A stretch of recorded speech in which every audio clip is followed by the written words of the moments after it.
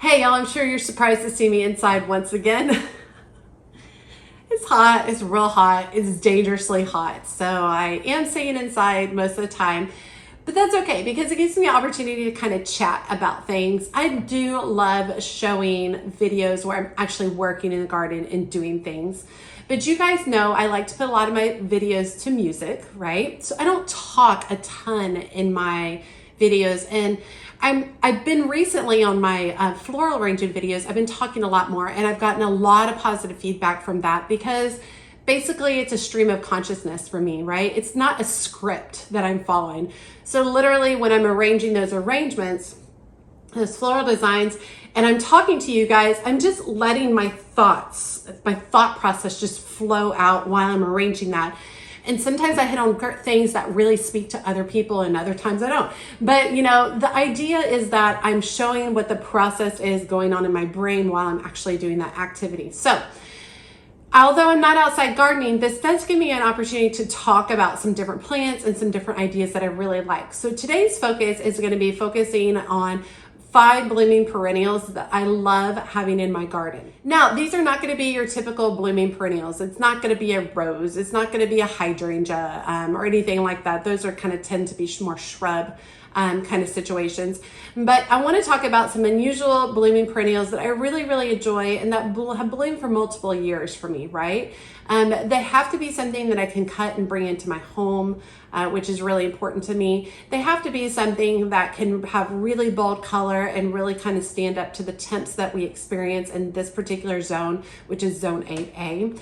And they have to be something that adds a really beautiful grace in my garden. I mean, you guys know how I am. I'm pretty ruthless. If it's not working for me, or if it succumbs to disease, or if it's just not doing its job, it comes out in my garden. And y'all know how I am. I don't treat a lot of things for bugs and insects, not because I don't believe in that stuff. It's because I'm purely lazy, right? And it is very much survival of the fittest in my garden. So if you're something that needs to be treated all the time for disease or pests or anything like that, you're probably not going to make the cut in my garden because I'm not going to have the time to spend on you. But I wanted to go over these 5 blooming perennials that I absolutely love in my garden, and I'll show you pics from them along the way. As always, make sure you hit that subscribe button and that notification bell so you might know when my latest videos are up, and make sure you drop me a comment below. What is your favorite blooming perennial? Tell me something unusual, tell me something unique, tell me something that is tried and true in your garden and that you can always depend on. Okay, so my first blooming perennial is Dianthus, which is actually kind of a little controversial because in my particular area, Dianthus is sold as an annual. It's not sold as a perennial. However, every Dianthus I've ever planted in zone 8A has come back as a perennial, and not just 1 year or 2 years. It's come back year after year after year, and it's done beautifully. Now, Dianthus do have a certain amount of time that they kind of last as a plant. I found that they last about 5 to 7 years, and then you might have to start replacing at that point in time. But a perennial that lives a life of 5 to 7 years, I'm thrilled, especially for a plant like Dianthus, which is a very inexpensive plant, right? Because it's tended to be sold like an annual, right? So it's very inexpensive to buy. It comes in a wide variety of colors, shapes, sizes. And so it's great to have in your garden. And then to spend so little and then to have it 5 to 7 years, it's absolutely wonderful. Now, I grow my Dianthus as a border plant, and I've grown a wide variety of colors and textures over the years. I tend to like really bright, bold colors of Dianthus. So I've grown a lot of like magenta or white with pink variegated stripes in it, which is really, really pretty. And it tends to grow lower. The varieties I've done or tend to be, you know, max 12 to 14 inches tall. They tend to be a little bit lower. I do have a beautiful strip of Dianthus in the front of my garden that I purchased from Walmart for like 25 cents a plant in an off-season time. Planted it, and we are going on 4 years with it. Absolutely beautiful. I am getting to the point where a lot of grass has grown in among that Dianthus because it is at the edge of my garden. So it looks like I'm considering pulling out all that Dianthus and starting fresh with a different color. Makes me a little sad. Maybe I'll find another place to put it. But I was considering pulling them all up because I really want to dig up and remove a lot of that grass. I want to put down a barrier, and then I want to replant there. So we'll see how that goes. But Dianthus is definitely my #1 blooming perennial. Just beautiful, great bang for your buck, and very reliable over the years. All right, #2 on my favorite blooming perennials is Phlox. So Phlox can be a wide variety of shapes and sizes. The Phlox that I currently have in my garden is something that blooms early spring and then might give me another round in the fall. The Phlox I grow also tends to have like a low ground cover of greenery, and then the stems extend upwards out of the plant. I've grown, let's see, Fashionably Early is one of them. Another one is something crystal. I'll put the name below as well. I've grown a wide variety over the years. I have several more that I've ordered that I'm going to be working into my garden, including David Phlox and Red Riding Hood Phlox that are going to be added to my garden this next year. It's excellent for a cut flower. It's beautiful for just a beautiful burst of colors. I wish the blooms lasted longer. That's definitely one of the things. Mine tend to bloom in the spring, and then they're done for like 3 to 4 months. And then I'll get another round of them in the fall. Still beautiful. I would never get rid of them. I absolutely love them. And I've been really happy with how many years they've come back. A lot of these are on their 4th year. I've only been in this current house for 4 years. And so it's been really kind of fun to watch them over the years. They have kind of a panicle form of them. So it's kind of like a cluster of multiple flowers all in one kind of location, kind of almost kind of cone shaped at the top, which is really, really pretty. Wonderful in arrangements, but definitely one of my favorite blooming perennials. This next one might be a surprise to you because I don't think a lot of people grow it for kind of a blooming perennial kind of situation. And so my 3rd favorite blooming perennial is Sedum, specifically Autumn Joy Sedum, or any type of sedum that has kind of more of an upright, taller appearance that produces clusters of flowers. It is a wonderful plant to have in the garden because it starts low and pretty, and it builds and builds and builds and gets taller and taller, and then it shoots up blooms, and the blooms are beautiful when they bloom, and they're beautiful when they dry on the plant. So all the way through the entire process of growing sedum, it is absolutely beautiful, and I love it at all stages. Mine die back all the way to the ground each year, and then they start coming with these beautiful little rosettes of leaves, and then just bloom and bloom. It's absolutely gorgeous. They're wonderful to have in arrangements, and they're really great as a dried flower as well.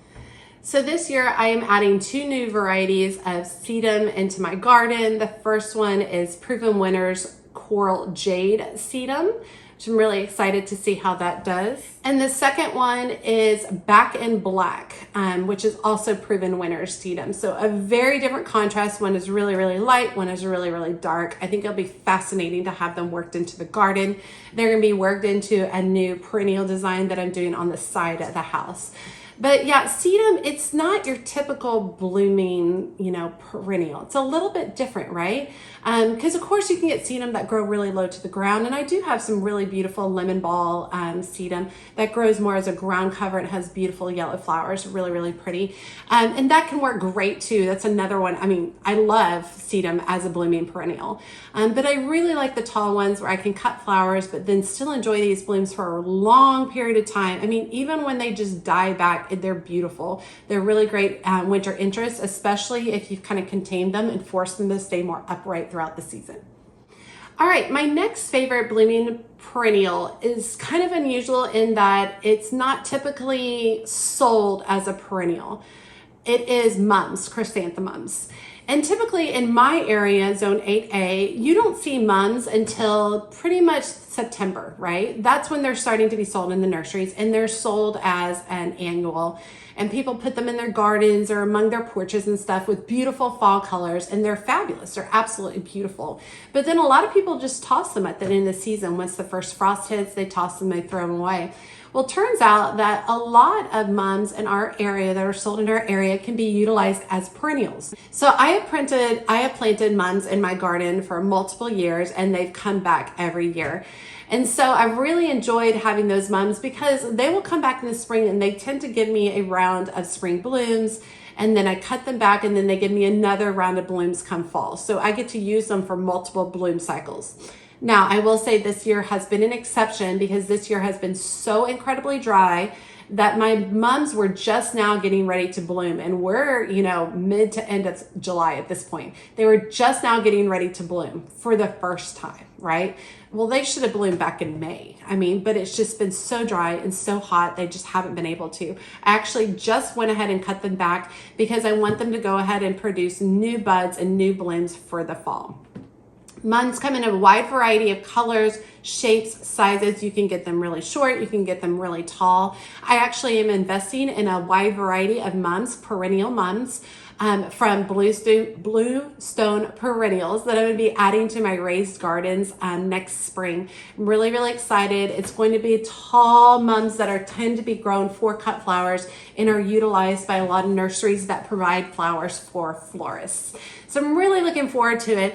I think mums are something people just overlook. I think they're a really good background flower. I think they're a flower that provide, beautiful color. They're not overly intricate in, the shape or in like what the actual bloom looks, especially if you're just buying from a local nursery, right? They just tend to be kind of round and simple. But the point is they kind of blanket cover their whole plant in this beautiful colors, whites, yellows, rust, orange, burgundies, purples, wide variety of colors. And those look really great in your garden, and they're a really great foundation plant. So this year, if you end up buying mums for the fall, make sure you plant them in your garden afterwards. Plant them in to start with and keep them, right? Wait till your first frost, let them die back, trim them back, and then wait for them to come back the next year. You'll be very happy that you did. And then last blooming perennial that I'm going to be talking about today is Yarrow. And I fell in love with Yarrow years and years and years ago. I bought the classic Yarrow, I believe it's called Gold Mine, which the tall, long, thin stems with a crop of beautiful kind of yellow blooms at the top of the Yarrow.